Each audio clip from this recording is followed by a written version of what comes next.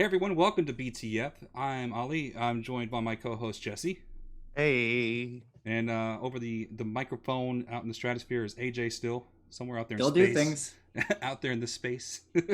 And we are joined by a very special guest today, someone that we've been friends with for a while, that we've interviewed on other channels, but never here on BTF. So welcome to the BTF podcast, Natalie Roers. Thank you so much. I'm so excited to talk to you on this channel. This I is know cool. this is completely new for people who are fans of BTF, who may not know who Natalie is.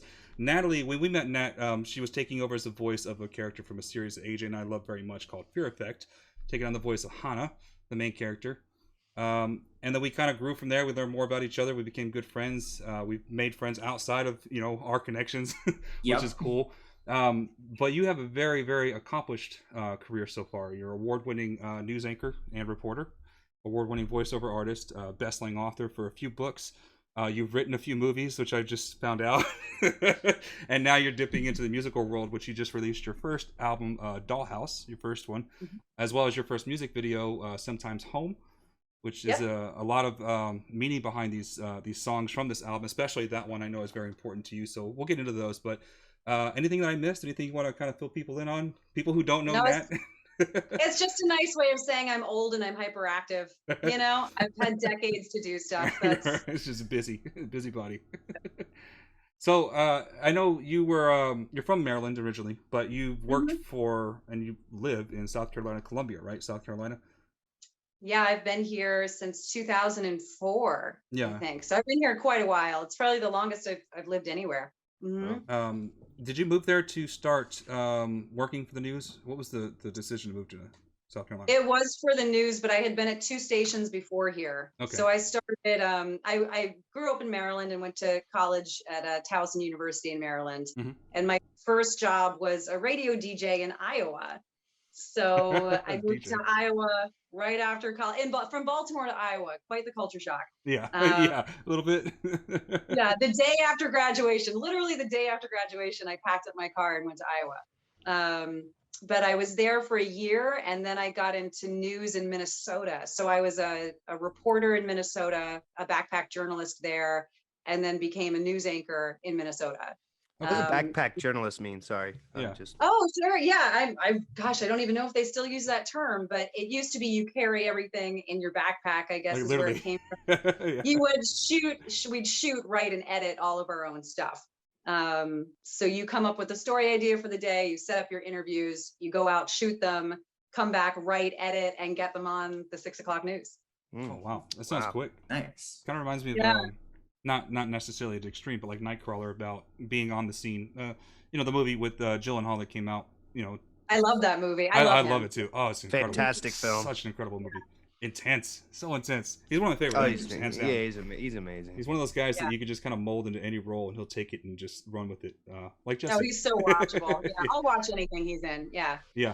Um, so yeah, I Yeah. came here. I came to South Carolina because it was just I really liked what I was doing in Minnesota, but Mhm. honestly, it was way too cold for me. Yeah.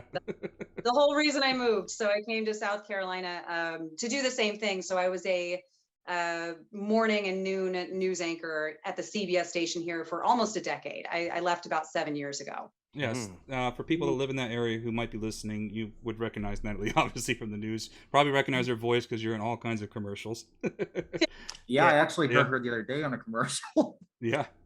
can I ask a question about that? Sure.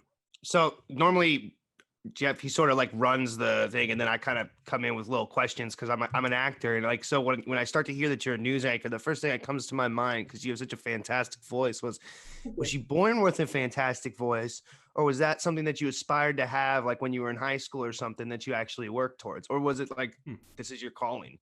That's a really interesting Yeah, I question. I like don't think anyone's ever asked me that. that. Um, no, I honestly think it's kind of a stroke of luck that I don't have an accent, and it's because of the places I've lived. So I never like worked at having a neutral voice. I've never worked at my voice in it, like singing I have, but I haven't, or acting, but I haven't worked on making myself sound any different. So this is my natural Mhm. speaking voice. But I had a horrible Baltimore accent when I lived in Maryland. Everything was Like cat. I was What? from Water. Camden, one. Yeah. Water. It was a really bad accent. And when I moved to Minnesota, their O's kind of crossed that out. Oh, okay. And then when I moved to South Carolina, the Southern accent, and they just weren't all a perfect X for each other and crossed each other out. So I have a weirdly natural neutral accent from the places I've lived now. Now and then I'll catch like little things. Sometimes I'll say things like both instead of both from Minnesota, and I'll catch myself and redo it in commercial reads. But no, it was just kind of a natural thing that happened. I lucked out with where I lived. Yeah, Mhm. fantastic. Yeah. I always wonder about that. Yeah, it's a really interesting question too, because some people, it's like Nat, you have an amazing voice. It's always just it's a pleasure to listen. It's like very silky and smooth, and just it's just a very beautiful voice. So it's interesting to look at that and be like, was that something you were just naturally born with that you realized? And who tells you that one day? Hey, you have a beautiful voice. Like you should go do this. And it's interesting because like and I will hear that from people, and I always kind of I have to take a step back and try to take that compliment, because like anyone else, when I hear my voice, I can't stand my voice. I can't stand it. And it's grating to me, and it's something you really have to work mentally to get over that. Oh that, yeah. As a guy who started out, I'm an actor who the motion capture and the voiceover work that I got, like that was never my intention.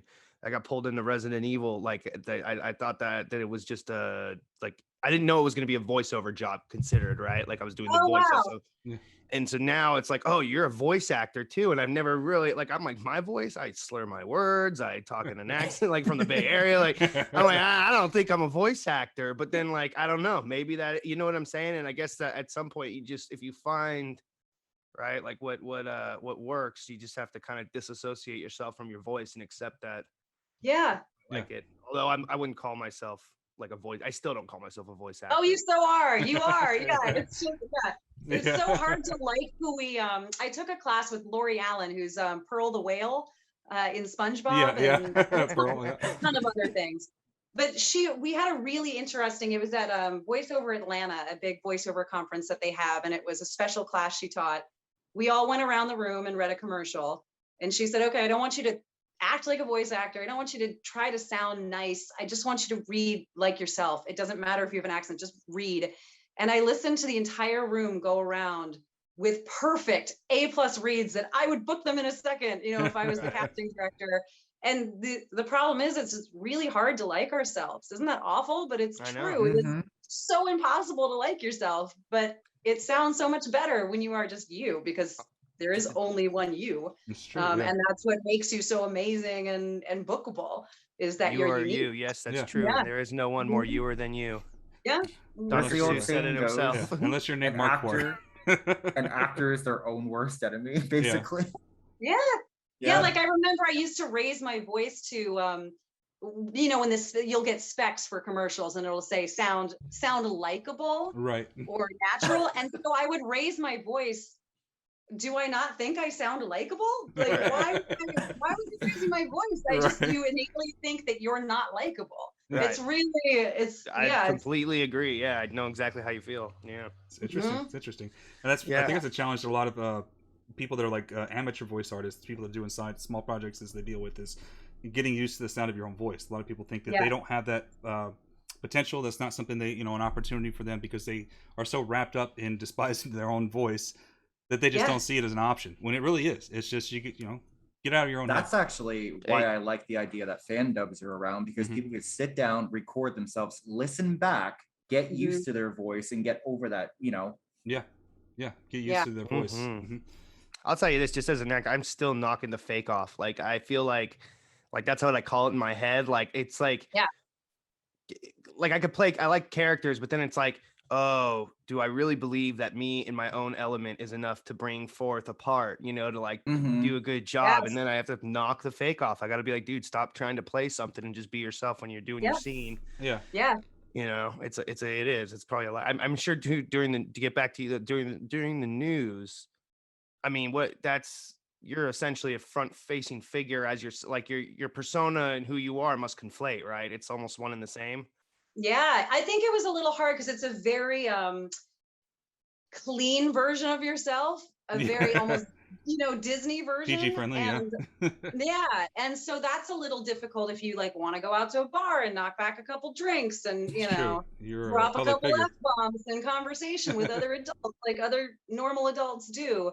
Yeah, I think there's a little bit of just constantly thinking to censor yourself, and that would come off the set with me too. I would go out in public and think, oh, I need to censor myself. I need to say everything perfectly and nicely and not offend anyone. Right. So that was refreshing actually to get out of news, and I can still be creative. And I loved my time in news. I learned so much about writing and getting things done quickly. I learned skills that will serve me the rest of my life. But there's a lot of freedom in being not yourself on television every day, and having people see you outside. And it's nice.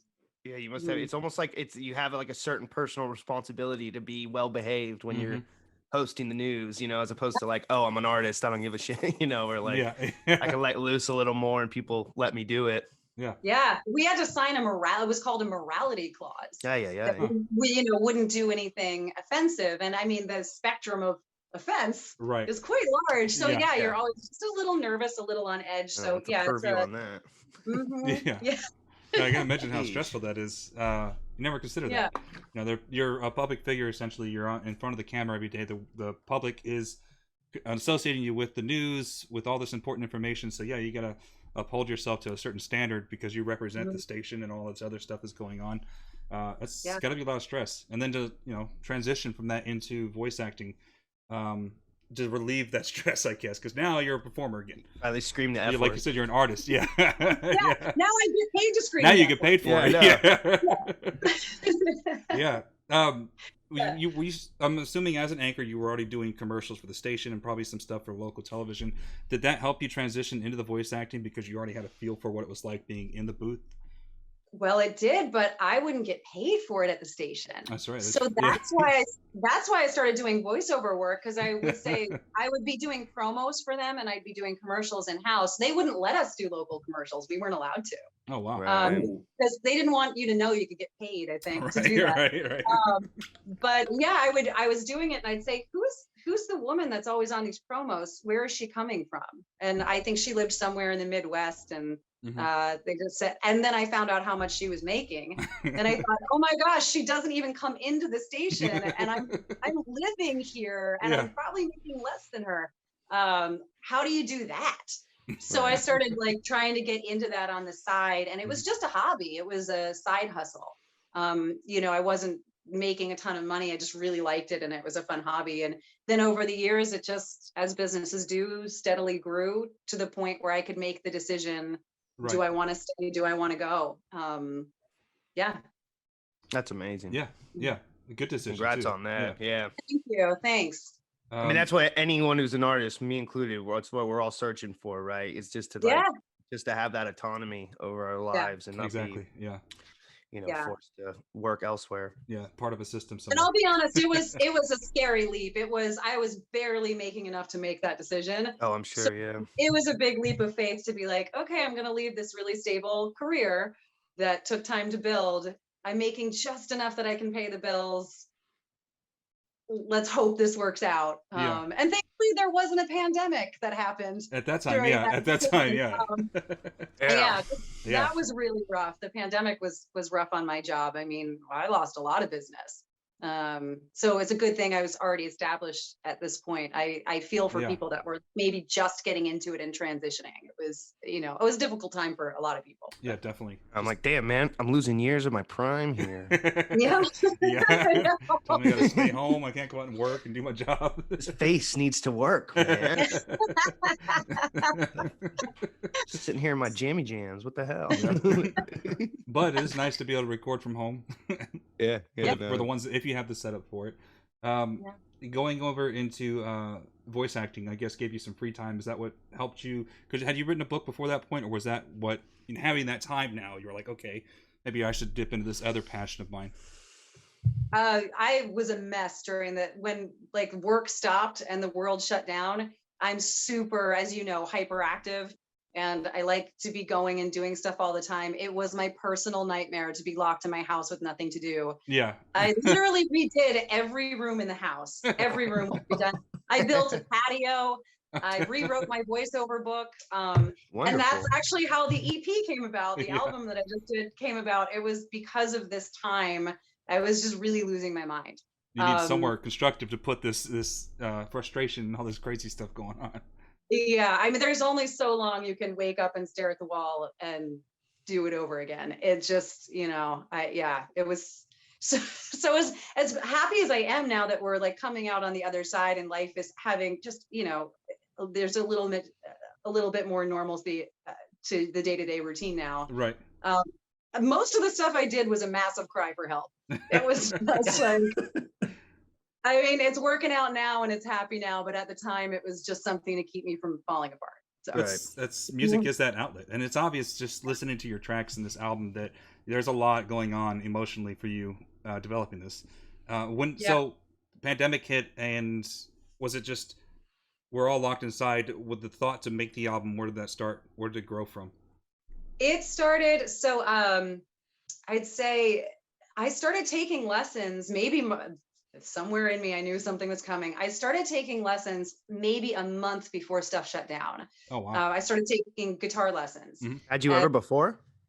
No, I'd never taken guitar lessons. Right. Now I did sing back growing up in Maryland. I, as a teenager, did like musical theater and things like that, but I sang backups for a blues band, an original blues band. Very cool. And I learned a lot about music and played out and gigged with them. Mhm. I sang backups for an Elvis impersonator. Really random. And I did some like fill-ins for an Irish band and a couple cover bands, like just singing lead for them. Just people I'd run into, but nothing regular. I loved it though. And I always wanted to write music. I think by the time I stopped singing out, I was finishing up college and moved into journalism. And they're just, when you get up for work at 2 a.m., you're not going to come home and go out to a club at night. Yeah. So it was put on the back burner for a long time. And it's something I've always wanted to get back to. And I was thinking, let me just take guitar as a hobby. I'll pick it up.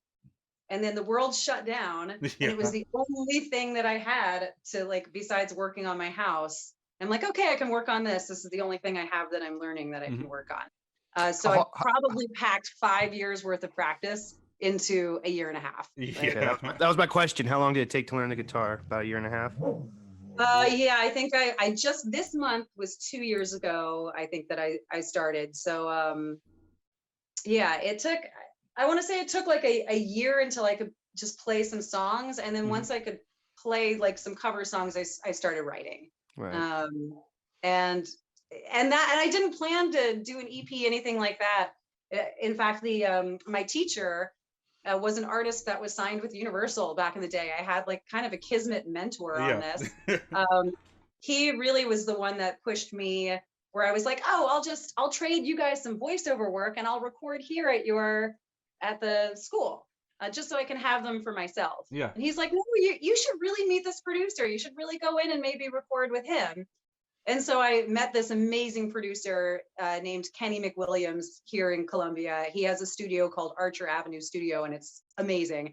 And realized that, oh, you know what? I like these songs. He's right. I really should do something better with them. I should do full production instead of just me and a guitar. Yeah, that's nice to have the encouragement, that support system to say, you've got something here. Don't just make it yours.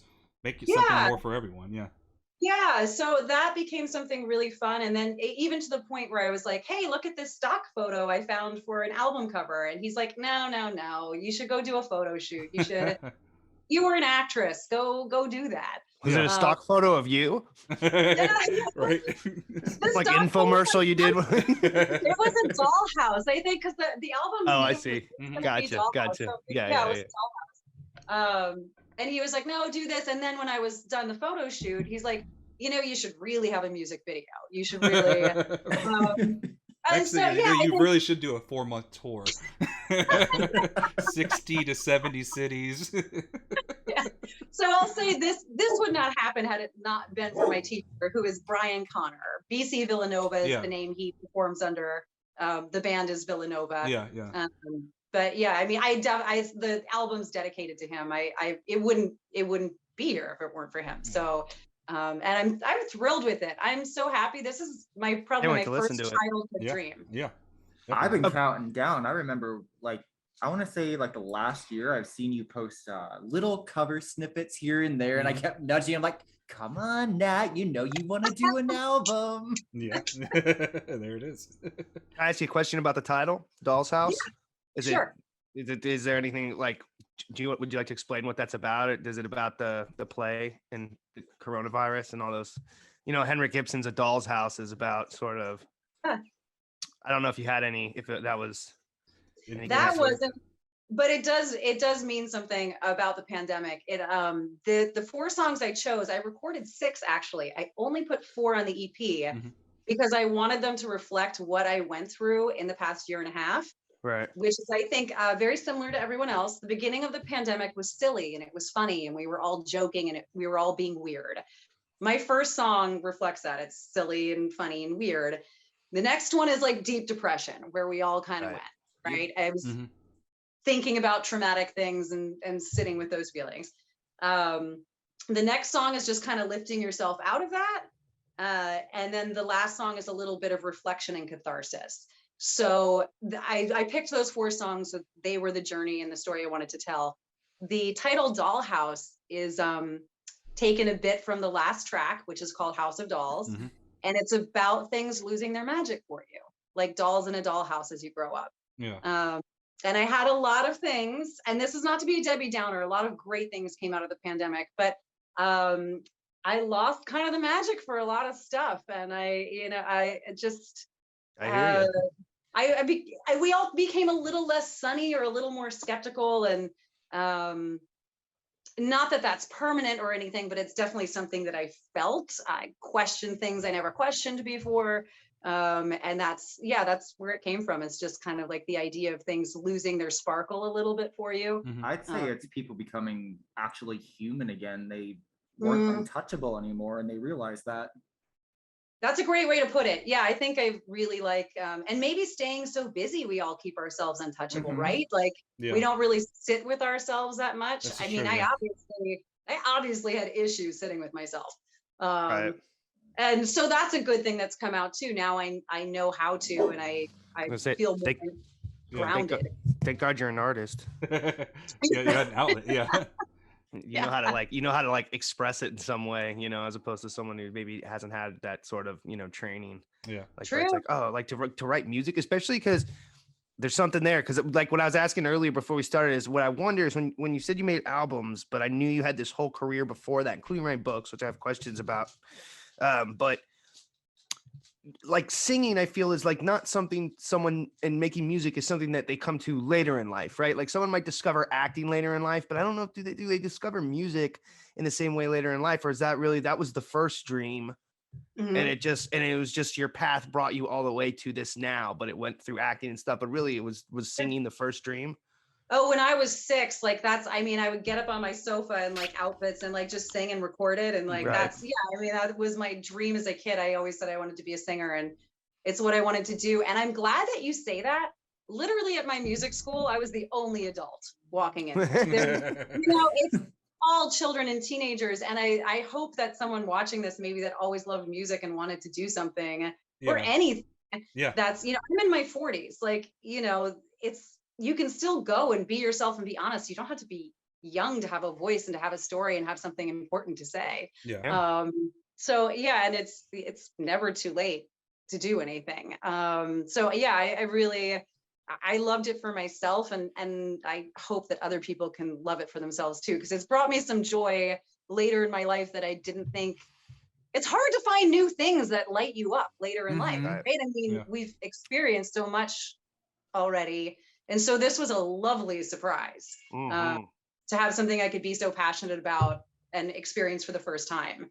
So, yeah. And it's not too late. Like you're saying, being older than 40 or 30s at this point too, it's like, it's not too late to try these things that you had passions for, even if you were a kid when you were doing it. It's, just take the chance at least. Don't sell yourself short. If it's there, at least do something with it. Try to.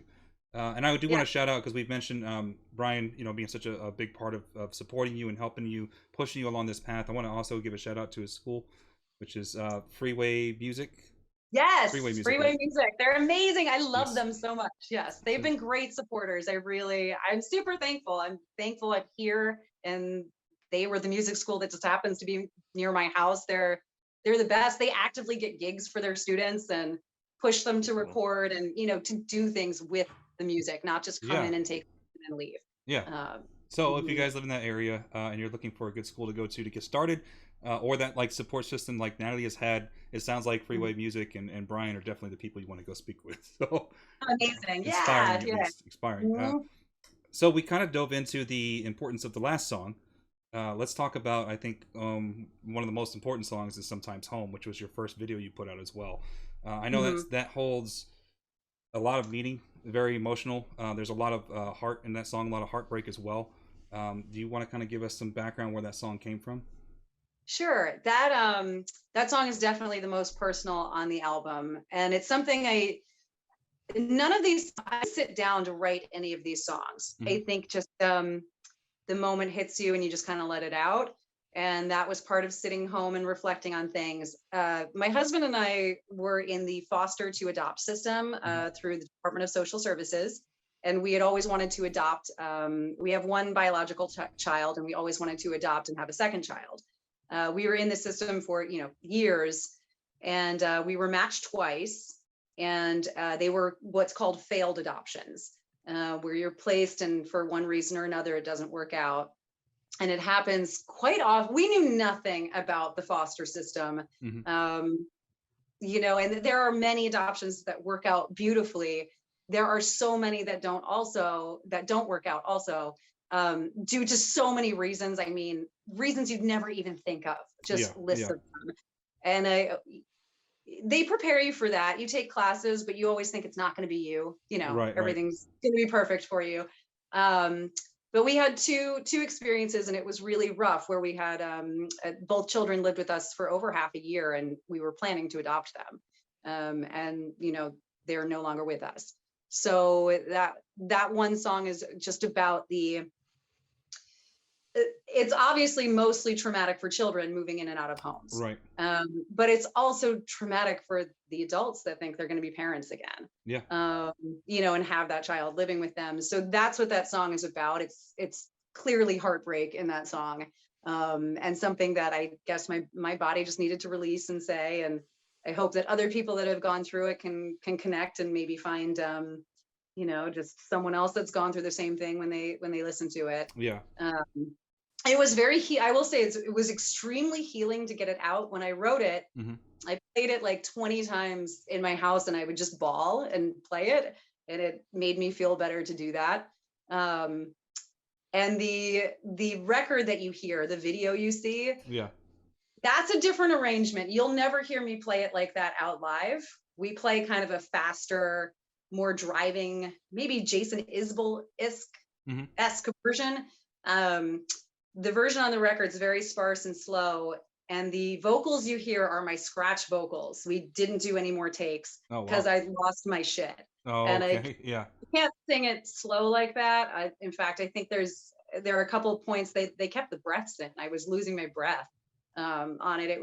It's painful, very slow like that. Much more raw. Yeah.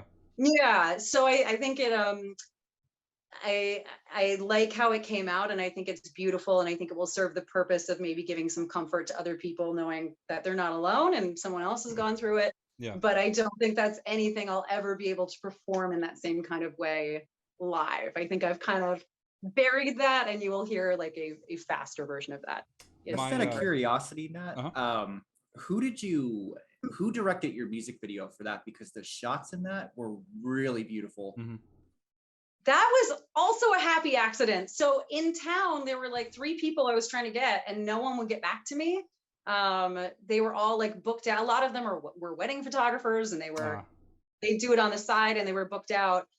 This guy lived like 3 hours away, and he did one of my teacher's music videos. And I was like, he lives 3 hours away. I don't want to really drive 3 hours if I don't have to, if there were people here. But because the people here weren't getting back to me, I was like, we're getting close. We shot that like a month ago. Yeah. I was like, we're getting really close to the release. I have to have something.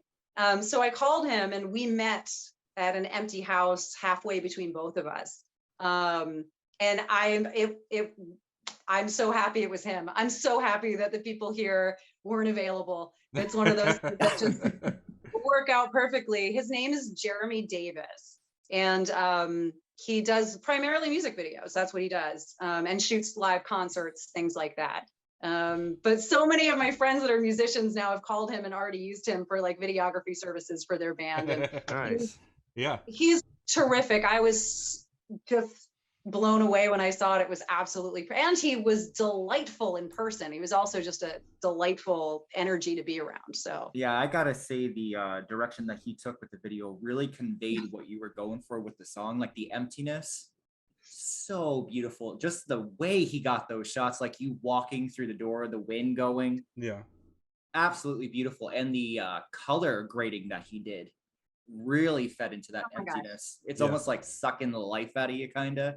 yeah, I think I agree. And because I'm a control freak, Mhm. and because Jesse, we've both done on-camera work, I didn't see him getting B-roll, which are the Mhm. shots where you're not on camera. For anyone who Right, doesn't know, right. Right. I didn't know he was getting that, and I was getting really nervous because I was thinking, well, what is he going to put besides my face? Yeah, just me seeing it everywhere. shot. But he was getting them the whole time, and I didn't even know. So I just have to trust people when that's their expertise. It's hard for me, but it's absolutely just wonderful. I mean, yeah, I couldn't be happier. I can't think of anything I would like more. It really, is terrific. But if you want It's to, I can bring it up real quick. We can all watch it together. Yeah. Okay. Yeah. All right. Okay. All right. Mhm.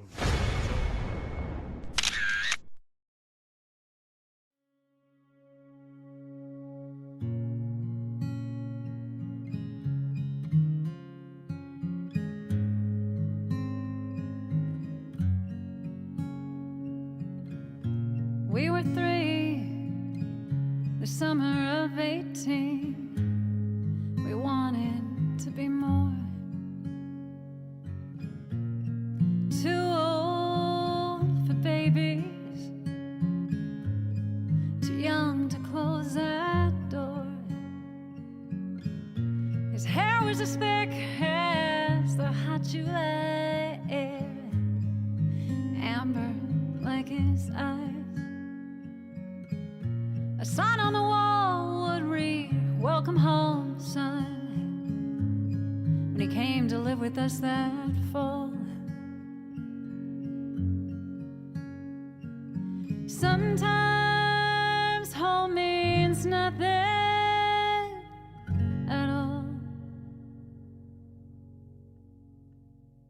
Sometimes home means nothing at all.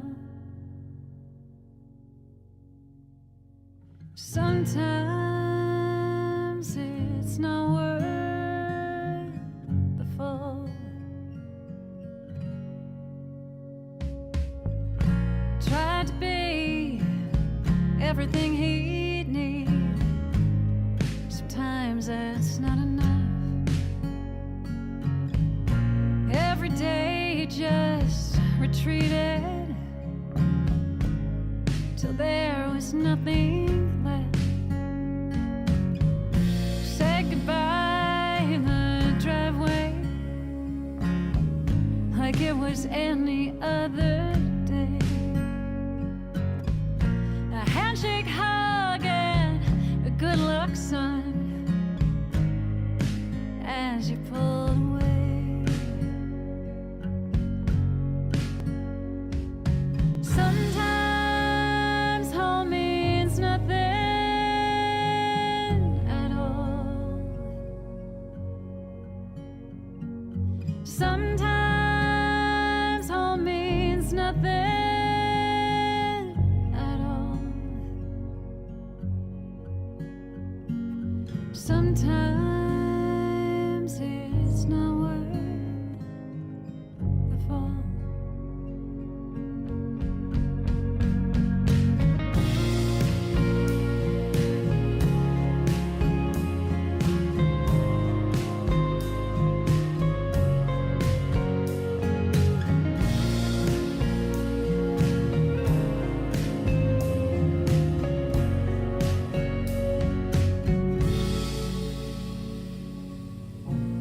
marks on the wall showed how tall might fade over time. But I have matching marks on my heart, a time when he was mine. Sometimes home means nothing at all. Sometimes home means nothing at all. Sometimes it's not worth the fall.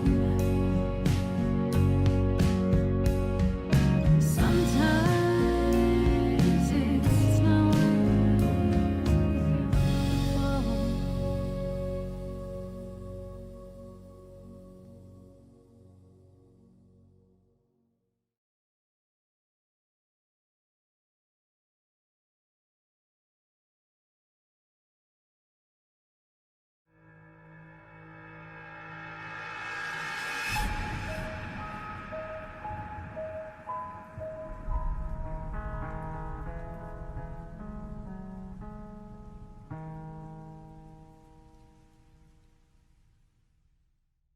The beautiful song. Thank you. It really Very is. artistic.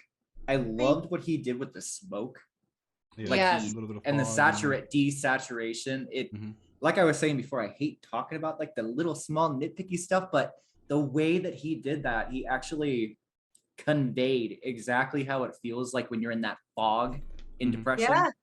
Yeah. He did He it was, perfectly. There's a nice dance that goes on, like when someone has a steady cam too, and they're Mhm. just kind of moving and you're moving Mhm. together. Right.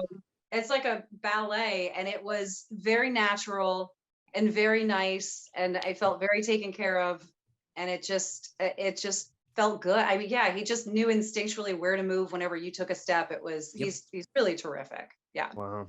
Mm, It's a powerful song. Yeah, Thank you. the video is very complimentary to, like I said, the like Jesse said, the power of the song. And I have a very close friend of mine who's like my brother from the military. We've been together for a very long time. He's adopted as well. He has one that he has completed the process, adopted part of the family. Yeah. And I know they've been in this for a few years, but they've had a couple that, again, ended up not working out. Unfortunately, the last one was very difficult because we knew where the background that she had, and we were all embraced like we did with everyone. We just want to give the kid a home, make them feel Yep. loved, make them feel like they have a family, and they belong somewhere. And it's very difficult when it doesn't work out. Yeah. Like this one was very challenging for all of us, and we're still dealing with it as well. So, Ugh. so your song definitely resonates with me as well. And Oh, I'm thank sure, you. That's good to hear. Yeah. Thank you. Yeah. and And I'm sorry if everyone's going through that there too. It's it's a tough, it's really tough for the kids, and it's Mhm. tough. It's just tough for everyone. It's just it's everyone, but as long as you go into things with good intentions Mhm. and you do the best you can do, I mean, you can never, at the end of the day, you can be sad, but you can't feel awful. I mean, everyone did the best they could do, you yeah, know. sometimes it's out of your hands at that point, and it's like, Yep, Yeah. that's all as you much can as you hope for. want to fight for it, Mhm. you don't have the power in some situations. Yeah. And it's sad. But and you have the lines in there about the marks in the wall and the marks in the heart. That I love that message right there, Yeah. because even though, like you said, the marks in the wall fade over time, the marks in your heart will always stay there. Yeah. So Oh yeah. It'll always be with me. Yeah. yeah, Hmm. it's a beautiful Yeah. song though. It's and I can see it's difficult for you just even listening to it. The slowed down version, it's probably, like you said, it's easier to get through it when it's quicker, but there's just so much emotion behind the slower version of it that it's tough. It's tough as a performer, and tough for people who are going through it, but it's very cathartic. It's a good healing process.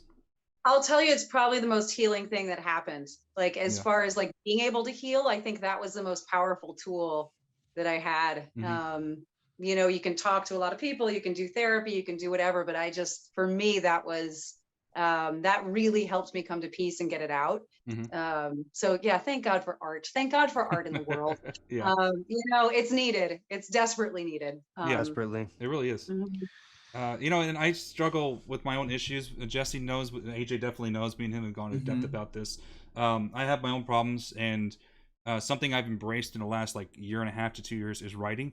Whether it's and usually it's in my worst moments, which is the bad part, because I should be doing it more often, just as a release, so it doesn't get to the bad days. But I found that it's a good way to redirect my issues, that I'm having with myself, and just put it on paper and throw it away when I'm done. I love that. Yeah, I love that. What are you writing just what you're feeling out? Yeah, or pretty much. writing?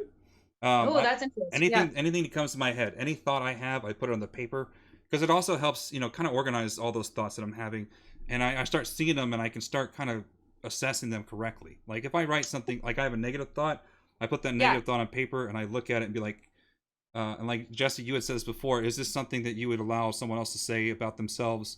Would you intervene? So it kind of forces myself to look at my own problem that I'm having, and really take value in it. Is it something that I'm just doing to myself? And then the end of it, when I've gotten through my period, is to throw it all away, because all it is garbage anyways. It's just negativity. Get rid of it. So it helps. You know what's interesting? I've had a lot of people say to me, like, aren't you like scared doing this? Aren't you? Like, people think that I'm not nervous or insecure or anything. I am horribly insecure because I am an artist. We are the most insecure people, but I feel those feelings come up and I ignore them. I don't push them down. I'm just like, because I want to have fun in my life, and I'm not going to have fun if I listen to them. Yeah. So as soon as I feel it come up, I'm like karate kicking it away. Like I will not allow myself to feel you, but they come up constantly. And as soon as I feel that tinge, I shove it away. Yeah. I want to have fun in my life. There's actually a saying that I've seen recently. It's be so positive in life that negative people don't want to be around you. That's the way to do it. A good one, yeah. What were you saying, Jesse? Oh, I was saying, back about being a performer. There's that line. I don't know if I said it last time with Sarah, but like the "Mom Spaghetti" by Eminem. Yeah. Right. Like that line. Sweat on your vomit already, Mom Spaghetti. And it's like everyone makes jokes about that line and stuff, but I always resonate with it. I'm like, fuck yeah, dude, you have hella anxiety. And fear. Yep, I get that. And that's what comes with it. Yes. So you have to work through it, and you have to understand, like, everyone pretty much, some have it worse, some have it less, but we all have to battle through that mountain of anxiety. And as scary as it feels, you can get through it. And I always remember that line, because I'm like, what is he? He's exactly describing that, we make such a joke about it, but when you viscerally picture what he's going through, the anxiety, it's like, oh, God, the cold sweats, the thing is, the nausea, there's always going to be naysayers trying to keep you down, tell you, don't put yourself out there. It's not worth it. I have worked with so many different bands, and they all go through the same thing. It's always people trying to keep them down. It's just go for it. The worst thing that's going to happen, it's not going to work. You learn something from it either way. Yeah. Yeah. This is true. Yeah. Like I'm just never going to live. If I listened to that little voice, I would never live. I would never do anything that I do. So it's funny because I'm now playing these songs out again. That's all new. I've never played a guitar out or like original songs or like fronted a band. Like what? So I met these people online over the pandemic, and they're musicians that have played out forever. And I remember the first few rehearsals just being like, I can't believe they're playing with me. It's so nice that I have a band. Actually playing, they're letting me come into their house and play with them. But the first gig that we had, we walked in and there were like 100 people there. And it's my first time ever doing this. And this is not how you should deal with problems, but I did go to the bar and I drank a beer very quickly. And then I walked over and I was like, all right. And I start feeling everything come up. Like, am I going to forget the words? Am I going to forget what I'm playing? And I'm like, no, I'm going to have fun.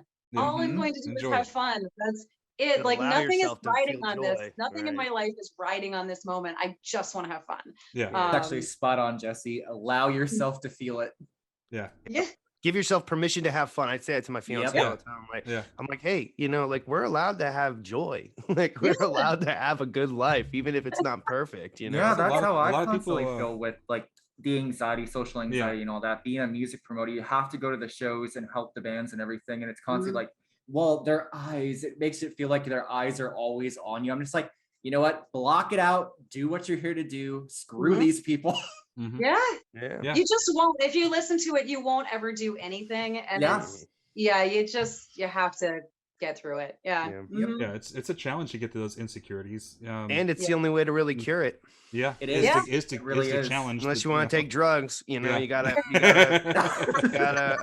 which isn't always the worst thing, but like, you know, you gotta, yeah. you know, you can't stagnate. You have to put your life into action. Mhm. And I like man, how it's Jesse hard when meant you're- like antidepressants or something, and all of us just went immediately to drugs, hardcore drugs. Well, some of the best music, man, has been written by people under the Yeah. influence. So, I mean, you can't get me dazed and confused without the kicking dazed and confused. around on a piece of ground Yeah, in no, your yeah. hometown.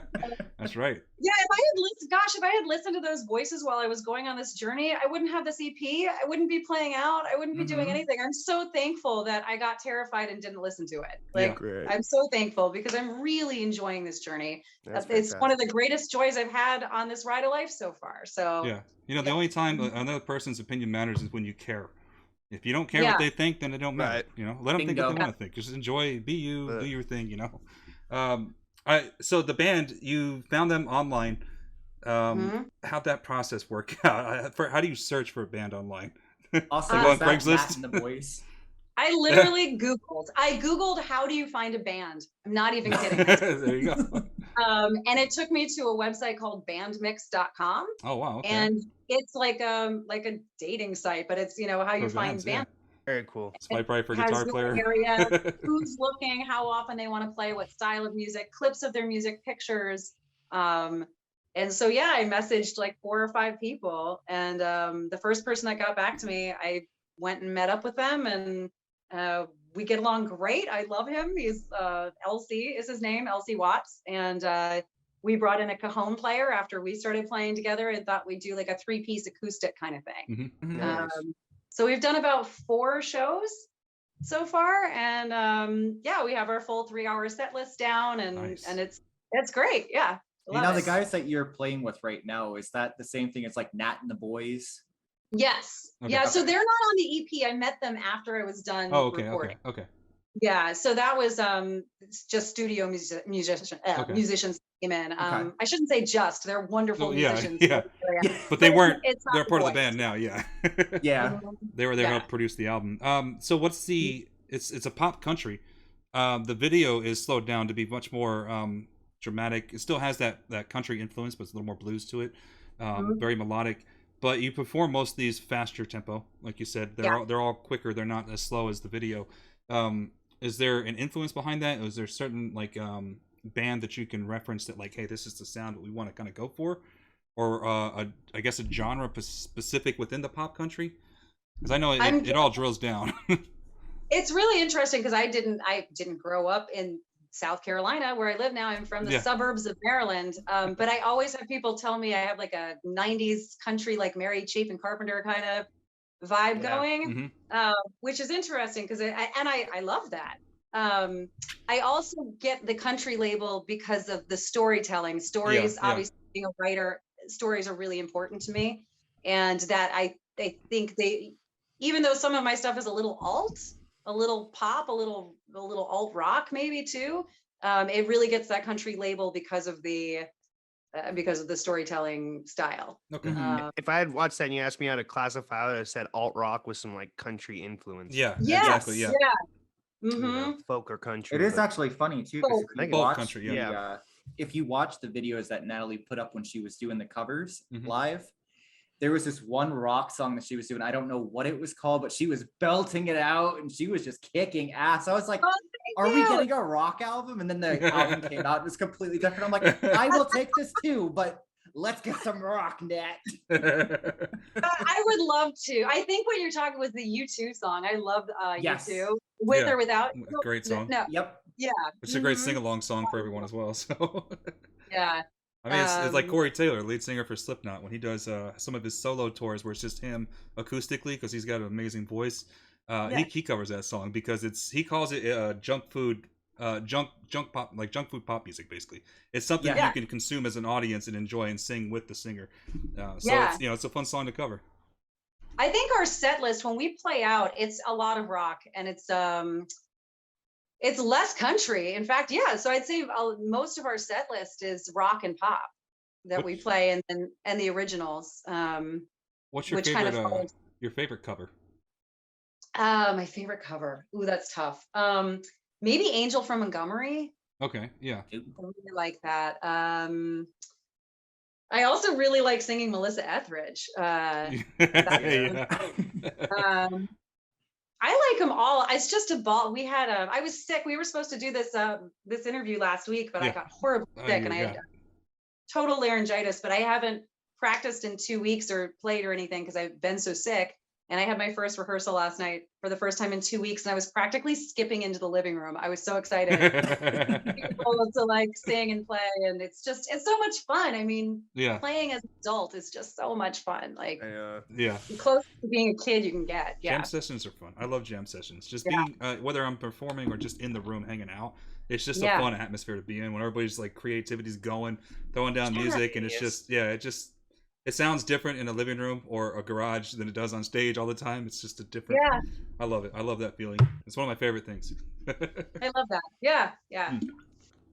I want to, I guess, talk about some of your shows. I know you have the big, the release party coming up on the 20th.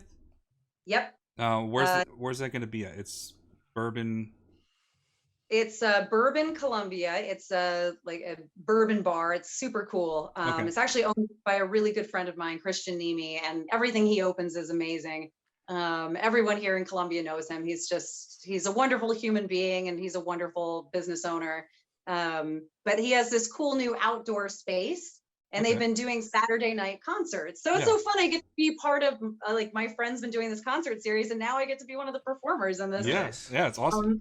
This concert series, but it's sponsored by Jack Daniels, and it's Saturday, November 20th at 8:30 p.m. 8:30 at Bourbon's in Bourbon, Columbia. Columbia. Bourbon in Columbia. Okay. 8:30. I wish I could go. Yeah. I know, That's not close to. I know. Oh my gosh, we had so much fun, guys. That would be amazing. But you probably have a good chance if you head up to PA, since now both of them are up there together in that area. Yeah. I can always travel. How close is PA to South Carolina? 6 hours? 7? 6 hours? Maybe 6 Not or terrible. 7. It's not too bad. I've driven from Virginia, the coastline, to PA, and I think it took probably about 4 or 5 hours, I think, at the most. Yeah, it's about that. Yeah. It's not too bad. Not too bad. That's what I like about living on the East Coast. Yeah. Yeah. You're I going drive to Maryland. Yeah. Oh, do you drive all through the time. Pennsylvania?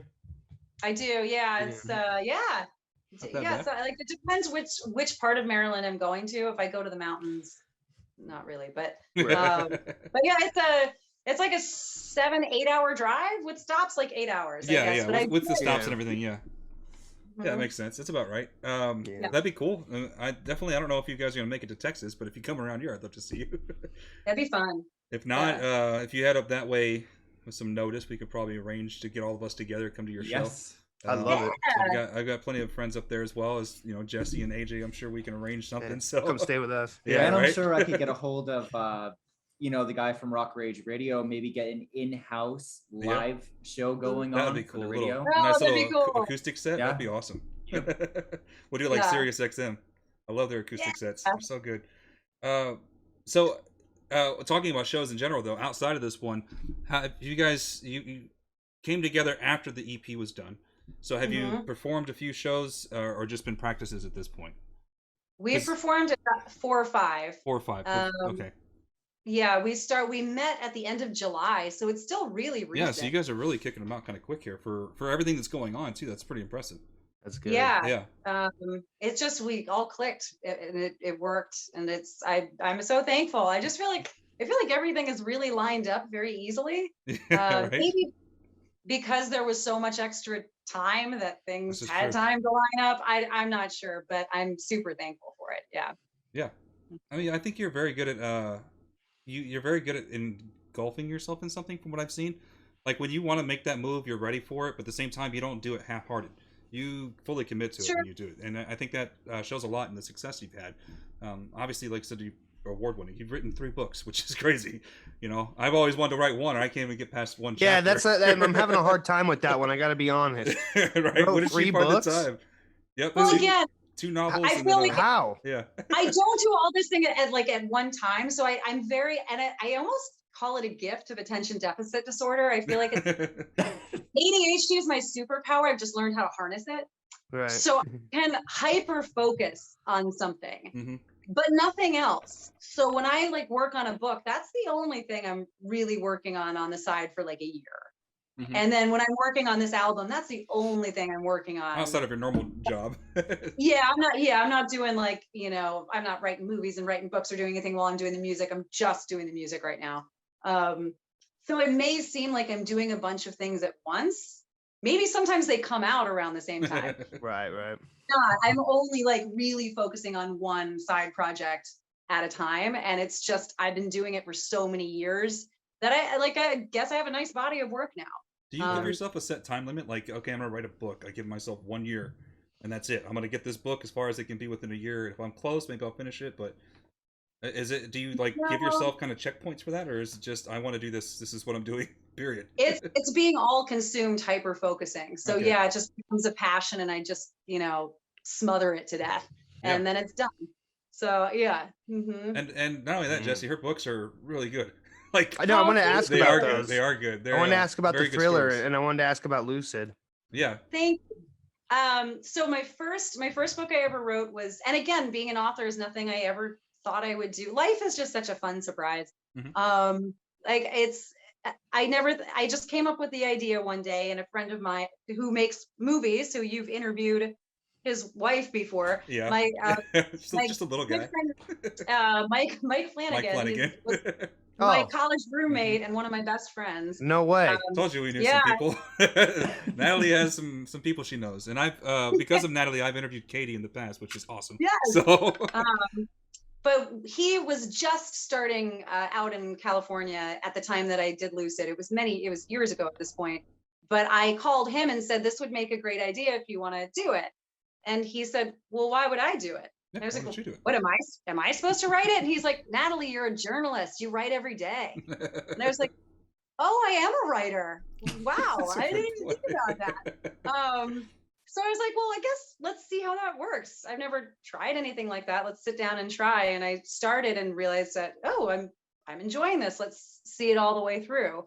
And yeah, so that was my first book, and that was a young adult fantasy. And it wasn't, again, it's not the genre I read. It's just the idea that I had. Mm-hmm. And then my second book was years later. It wasn't right on the heels. Yeah. It's pretty traumatic going through the editing process. You read your own book like 600 times. Take a break for a while. End up hating your book by the time it comes out. Awful. So I waited a few more years, and I had an idea for that. And the thriller Beneath Them is probably one of my favorite things I've ever done. I really love that book. And I ended up writing a screenplay on that too. Yeah. Mm-hmm. Yeah, I remember you said you were turning it into a screenplay. I think that's the last time we talked. You were working on that. Yeah, I've been, or at least around that time. Yeah. Yeah. So that took me years. I spent years. I wasn't doing anything else on the side. I spent years on that. Mm-hmm. And then the voiceover book, which is really interesting. I did not spend much time on that at all. I had so many people emailing and asking me like how I got into voiceover that I would, and I care. When people ask me questions, I care because like I want people to give me answers when I have questions. Yeah, right. Yeah. So I would write back these ridiculously long emails to people I don't even know. And I was wasting so much time doing that. I was like, you know what? I'll just write a guide. I'll put it up on Amazon for a couple bucks and tell them to go there. And I feel like I'm getting paid a couple bucks for my advice and they get what they need. That book, I've rewritten it 3 times now, has sold like 10,000 copies, and I've never promoted it. It is a good book. I own a copy of it for a reason. So what kills me is I spent years on those other books, and they don't sell anything like that book I spent a week on. Like that, like you just never know like what's going to resonate with people. And I'm happy it's helping people, and that's wonderful. But you know, sometimes you're like, man, I spent a good 4 years on that work and coming up with this whole story, writing it from scratch. I think about that often. I'm like, what am I feel better? I bought all 3. That does make me feel better. What were you saying, Jesse? Oh, nothing. Just, you know, like I find like a lot of times in acting, just I've like how do I say it? It's like I put a ton of work into something and then it doesn't work out, but something else comes along that makes it so it's like kind of like the karma works out. Yeah. And I'm like, oh, cool. Like I tried to write this movie, couldn't get it off the ground, but then the video game came around and suddenly I'm working for the next month and a half.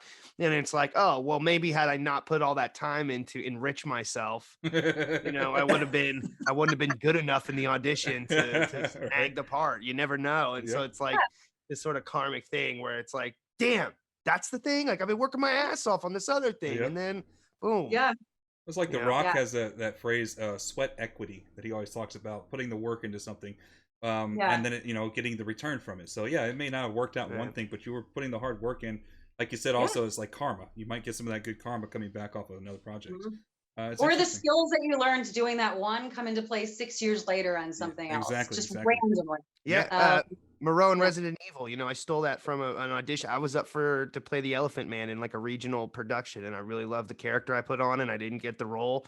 And then when I read for Moreau, I stole like fucking 75% of that. Oh, I love it. Got into Resident Evil 8. There you It was go. like, okay.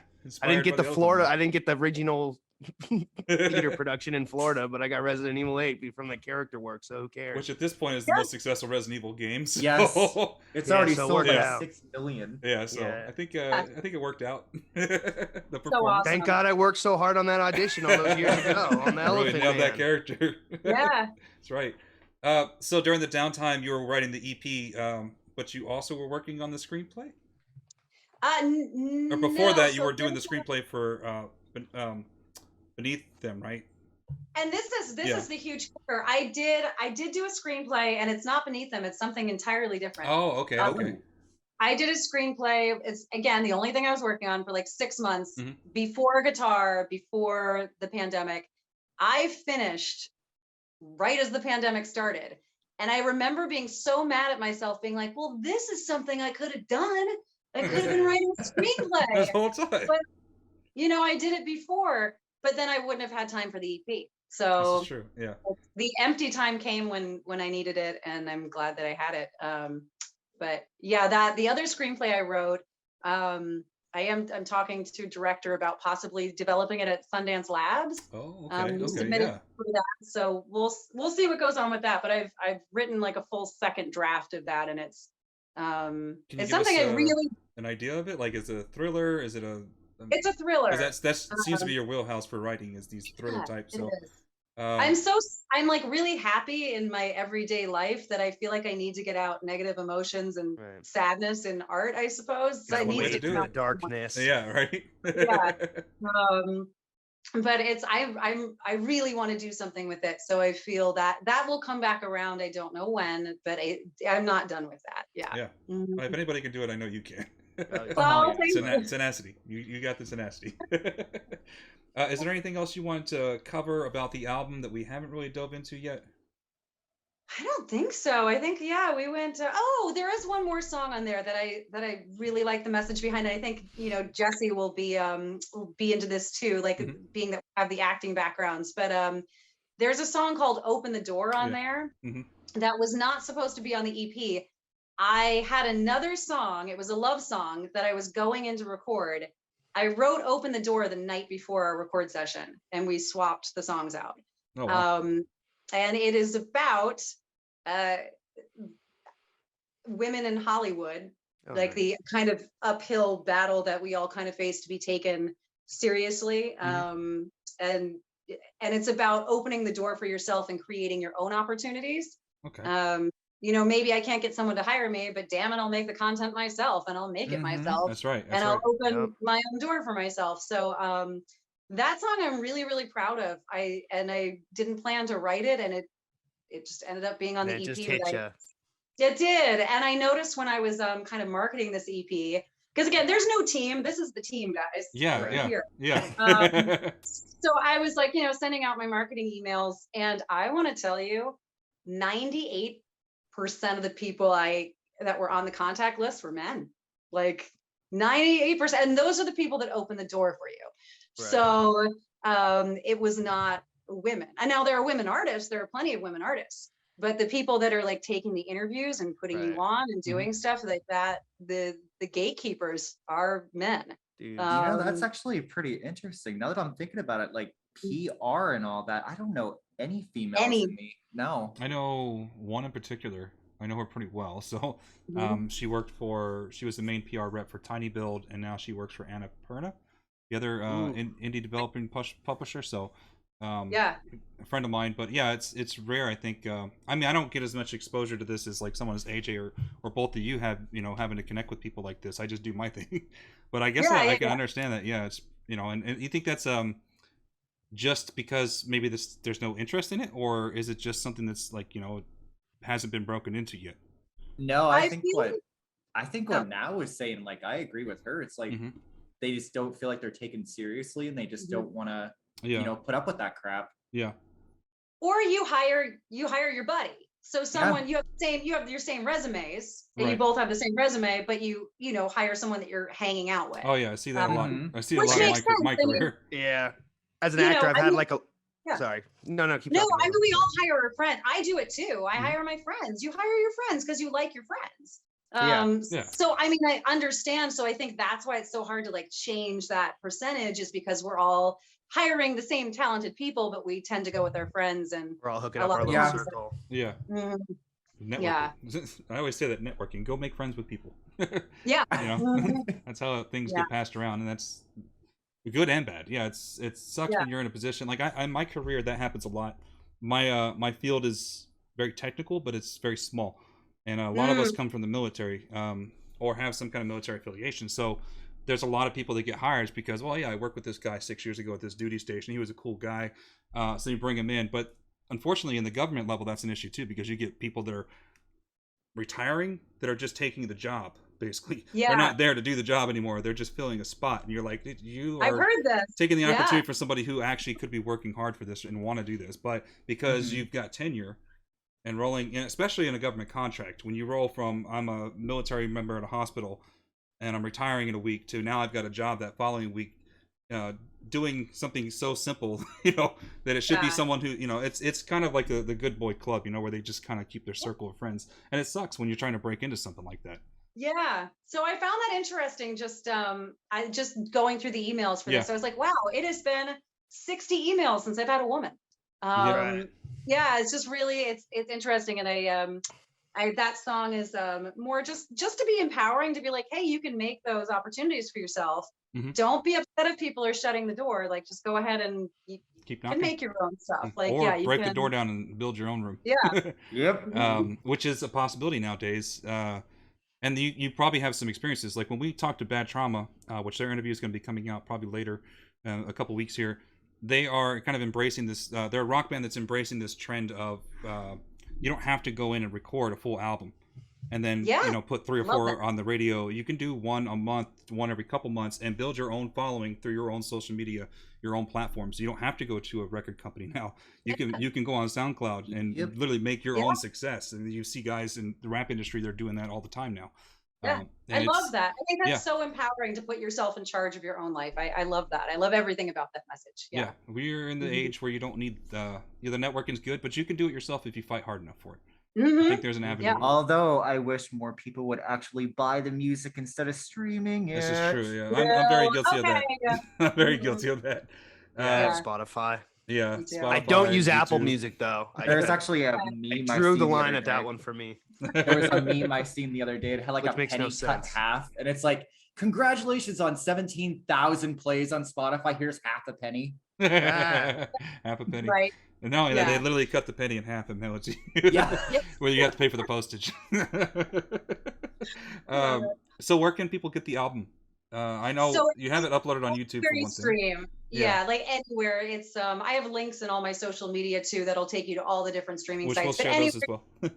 oh, thank you. Yeah, anywhere you stream music, you can get it. And then physical CDs are at cdbaby.com if you want the physical CD. Okay, Mhm. cdbaby.com. Yeah, we'll make sure we post all those links in the description below for people who want to go purchase it and check it out and subscribe and follow you on social media, which leads me into social media. You got your links you want to shout out? You want to drop the tags, I guess? Sure, it's just my name. I'm not Just the fancy. name. So yeah, you can see my name like right there, like by my Natalie Roers. Like, yeah. You can find me on I do mostly Instagram, I suppose. Okay. Mostly on there. But yeah, Facebook, Twitter, all those places. Okay. I don't do the TikTok. I Oh, so you're not tried. doing TikTok dances yet? Not yet. Not- Not I yet. That's the tried to next get goal, into it. Jesse. I I know. posted some cat videos that but I don't know. I couldn't get into it like I got into the other stuff. But I love if- the TikTok Yeah, videos. I think if you find your path in it, you'll probably embrace it just like everything else. Singing, I don't know, obviously, Nat. singing's I don't big, know, dancing's Nat. big. So At this point, you're gonna run out of things to do. TikTok's oh, gonna be next. never. TikTok's coming. I like to think of myself as a kid, like nowadays, like TikTok's so huge. And like when I was a kid, I was reading like maybe a play, and trying to do a John Patrick Shanley. And now nowadays, I set up like if I was that age nowadays, I'd be going, oh, TikTok, Corvette. Oh, yeah. Like, Oh, yeah. and like that would be the thing. Like I wouldn't like sit there trying to break down this, Death of a Salesman. I'd be yeah, breaking down the TikTok trends. of the guy. And I'm like, man, he's Jesse, great at TikTok. You got to do monologues over TikTok. I thought about that, but I'll be honest with you. I've really thought about that, but I'll be really honest with you. And this is gonna sound like a dickheaded thing to say, but just whenever I see someone else doing monologues on the internet, Okay. I was like, I don't know. I've been thinking about it, though. I have like a couple skits. Like I think I might shoot a few skits, like at least like 4 or 5 before I put them up to make sure that I Okay. like them. yeah. But like, and I don't want to sound like a dick because people are brilliant actors and stuff out Yeah. there. But like, Yeah. when I see the TikTok actors doing their monologue, I like to watch it. Yeah. Because it makes me live. But I'm also I kind of like like, to oh. watch and judge. A judge, yeah. Not That's to that's like it up. why. I Yeah, do no. too. And then I do get to this the point. thing, the voiceover challenges, I watch them, but I'm like, oh, I'm not doing that. But I watch them all the time. Oh yeah. Yeah, I get it. Yeah. I Yeah, get to the yeah. point where I want to like write one of them a message about the importance of like studying the theater, and then like I start to type it out, and I'm like, what am I doing? Yeah, dude? exactly. They already pulled you in. They got you. That's what they want. I Oh, just wrote a paragraph and then I just delete it and go. For somebody who has no care in the world of who you are, it's like, This guy doesn't give a shit Yeah, about what I yeah. have to say. Trust me. but you feel better saying. Yeah, no, yeah. Let That's him keep awesome. lip syncing. He's good. Yeah, Yeah, whatever. you got it, dude. You got it. I've It's up caught to- myself saying that a lot. Like my wife and just earlier today, we were talking about something someone did that was really stupid, and we could both feel ourselves getting worked up. And at a point, I was like, you know what? I don't care. Why do I care? I don't care about this. Like, I really do not care. Let's just move on with the conversation. We're getting wrapped up in something that has no Gotta pick standing. and choose what Exactly. you use your outrage on. Yeah, it's whatever. It's just whatever. So awesome. So the album is out. It is called Dollhouse. We will post the links where you guys can buy it. Go check out the music video. The music video I know is on your YouTube channel. Is it anywhere else, or you just want like everyone to go check it out? yeah, there? I mean, you can go to I just put it up on my channel, I think Mhm. this morning or yesterday. But yeah, it's been on Jeremy Davis's channel is where I've been sharing it from. Okay. He's under his kid Jared. But if you just go to my channel, you can see it too. Yeah. Which that'll be Mhm. posted below as well. So you guys go check it out and listen to it. I know we showed it here, but actually go listen to it on their channels. Yes. Support them, give them the views, the numbers for that, and request it. Are we requesting it, AJ? I know you talked about it, but is it something, Nat, we can pass the radio stations? Yeah, I didn't write them down. There are a few stations that are playing it, but I don't have it on. I should have it on me right now. We can share I that don't. too somewhere. But yeah. Or share it on your social media. Since we're sending everybody your social media, there we go. Yes. Wonderful idea. I will yeah. share it, and then please, if it's around you, request it, and that would be wonderful. Definitely. And what's coming up? Will we have more songs coming down the pipe? Are you moving on to another big project? Honestly, a break. I think I need a break. Yeah. I think there are times to create and times to consume, and I Mhm. just want to consume for a bit. Yeah. And I just want to play out the songs that I've learned and have fun. Yeah. I don't want to learn anything new for a while either. I just kind of want to have a little fun. I'm sure that will wear off in 3 months. That's where my headspace is now. I'm like, oh, just want to get through the release show and just enjoy a little bit, enjoy the holidays. Just go and- play some yeah. shows, enjoy the music, and take a break. You know, like you said, taking a break from the creativity. It's not that you're not doing anything. You're just shutting off the I can create, and now I can just perform for a little bit and relax and Yeah, and I just want to have consume. some fun.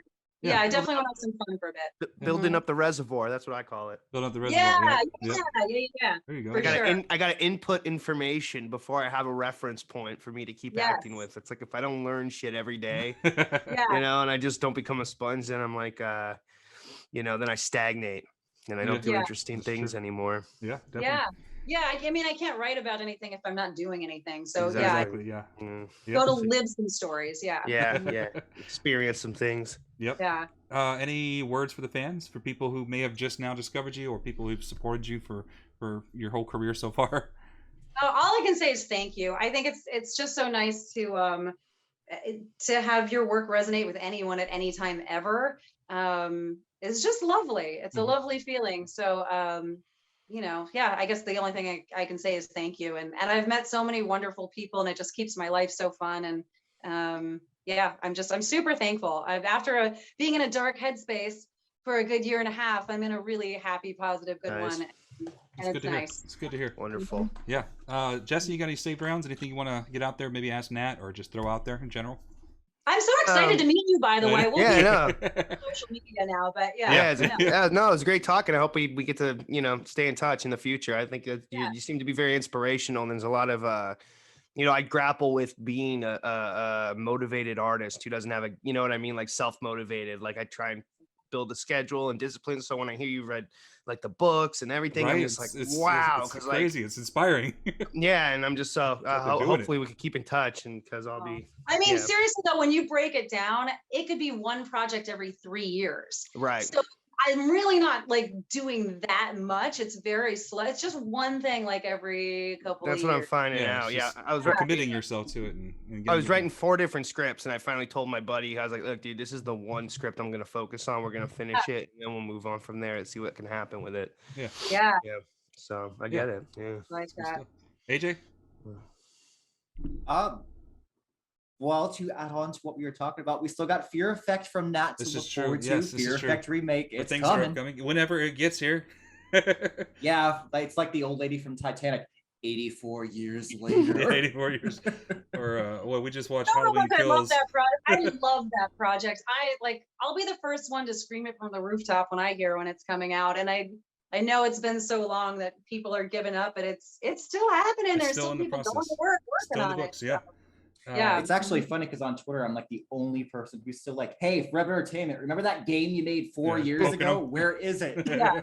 Yeah, just keep poking them. They'll put it out eventually. It's there. For fans of the series, for people who are fans of the channel, know that we interviewed the original voice of Hana, Wendy Lee, a while ago, and that was an awesome. She had, like I said, nothing but great things to say about you as well, which is great. I love that she's supportive of passing this character on to you. Total fangirl moment. That's amazing. And I'm excited to see where the character goes with the the remaster and remake of the original game, which is such a game that I loved so much as a kid. Like I still have a lot of great memories with that game. I still have my PS1 copy. Yeah, I got mine too. It doesn't play because something happened, but I still got it, the original. But yeah, so that hopefully we'll see that coming down the line. Stay tuned, I guess. And House of the Dead. I have House of the Dead that'll be coming out eventually too. Right, House of the Dead as well. The House of the Dead remake, the remaster. Yeah, it's from the same company, so it could be 84 years from now. We'll keep you updated though. Yeah, stay tuned. Stay tuned to not only Nat's social, but our postings. I'm sure we'll be covering it because AJ's all over that stuff. So. Oh yeah. And definitely we'll circle back around when those come out so we can talk about them. Hopefully. That sounds great. Excellent. Well, this was so fun. I had so much fun. Like really, this is like the best time I've ever had on an interview. So yeah. Nice. That makes me happy. I love having you on. I love having everyone on, but bringing you back on it's been nice because we haven't talked in a little while. It's been a couple months, maybe even a year at this point, because everything has been going on. So, but I have kept in contact with and keep an eye on, like, okay, she's got the music thing going. That's really good. I'm happy. Then you're talking about, okay, I'm putting an album out, and it was AJ's like, hey, why don't we bring Nat back on? I was like, why? Yeah, good point. Nat, come back on. I gotta say, huge kudos for caring about the projects that you're in. Like, there is not many people who would join us at like 8 o'clock in the morning and go for like 4 or 5 hours to get through all of Fear Effect Cinema in one go. When we played all that together. Very nice of you. Yeah, commitment. Yeah. All right. I mean, I'm the biggest fan there is of anything, that's out there that you're working. Like I still fangirl out every time I get hired for anything. I'm the person like trying to control myself from typing it and telling everybody. And like, it's just, it's super exciting. It's, yeah. Well, even outside of Fear Effect, for people who probably, I think there's a lot of people that probably recognize your voice at least.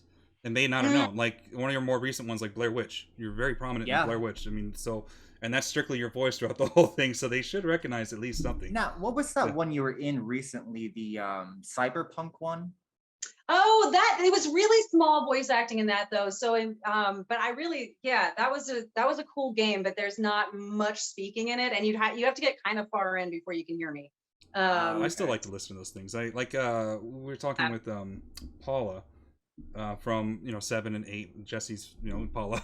Paula Rhodes. Yeah. Paula Rhodes, yeah, and I know her quite well. she was joking about playing like her street urchins is what she called them, like GTA pedestrians, working people, corners type of thing. Oh no, that would be so cool. That would be the cool. Yeah, but it's still, it's like I listen for that now driving around like in GTA. I'm like, I'm just listening for voices I might recognize. I am the living embodiment of Leonardo DiCaprio meme from Once Upon a Time. I point at it and I get all excited, like I know that. Hey, person. I know that man. Exactly.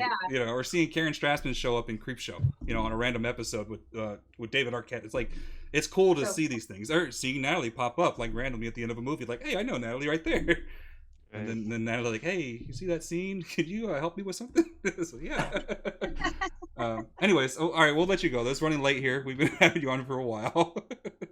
Well, it's been fun. I've had a great time, and thank you so much. Like, I really appreciate. That's a whole new thing that I'm doing. So the support's like really, really appreciated. I love it. Yeah, I am proud of you in my own way. So I'm coming on. Yeah, it's pretty inspiring. Like I said, to see how you tackle these passion of yours and force them into realization. So the woman, the myth, the legend.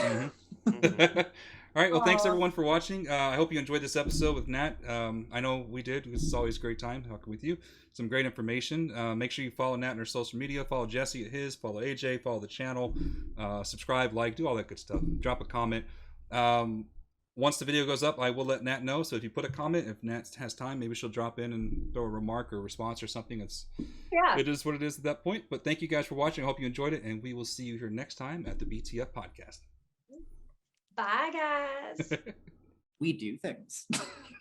See ya. That's like the entire motto. We do things. We do things. All right, bye everyone.